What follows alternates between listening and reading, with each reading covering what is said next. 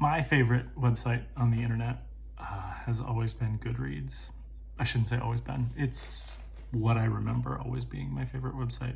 And a lot of it is because it's like a social media site, like any social media site, but it's where you can go and post the books that you're reading, books that you're looking forward to reading, and then do ratings and reviews. And after college, when sort of my friends and family and everybody just kind of got scattered to the wind, it's been a great way to keep up with those kind of conversations about art that I've always loved so much. Talking about books, talking about movies, talking about TV, talking about anything that affects someone deeply, emotionally, intellectually, all that kind of stuff. So Goodreads has been my sort of lifeline to that. And since 2008, so it started in January of 2008, and then reviewed my first book there in like June of 2008. I've been reviewing every book that I've read. I don't read particularly fast. I only read about somewhere between 3 and 7 books a year.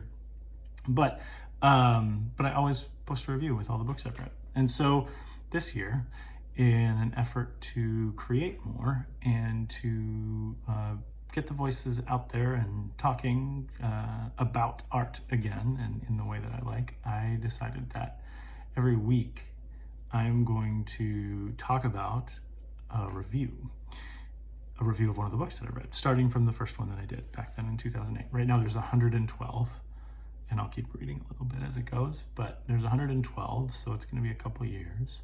But to just weekly post the review and talk a little bit about what was going on in my life and the different things at that time. So it kind of works like memoirs, kind of works like journaling, kind of works like anything, just kind of like a creative thing that I wanted to put out into the world. So this is going to be my first video in this way. The way that they get out there and published might change over time. I'm planning on doing Instagram Reels because they stay around forever, Snapchat things with tiny little links, and Facebook probably too, but the home base for it will be sort of a YouTube channel, and that's where I'm going to start it. And I'm just kind of starting bare bones, just literally talking into my phone here. I might have a mic at some point. I might do some graphics, do some specific things about the books, maybe an overlay and stuff like that. But for now, it's just to get out there and get started and get my voice back in front of a microphone or that sort of thing, because I miss it. I miss doing it all the time. So yeah, so I have these 112 reviews. The first one, I'm gonna read the first one because there's not a lot of context necessary for it. It's about a book called The Heart of the Mind, How to Experience God Without Belief. And it's written by a couple different people, Jane Katra, Russell Targ. Here, I'm bringing it up in this sort of like mix with this video because it wasn't good. And so and I don't have a whole lot of negative reviews. I guess I probably do. I shouldn't say that. I shouldn't characterize it that way because some people probably will see some of my reviews as negative. But this one was like a 1 star. Like I really didn't like it. And here, I'll read the review first and then we can talk.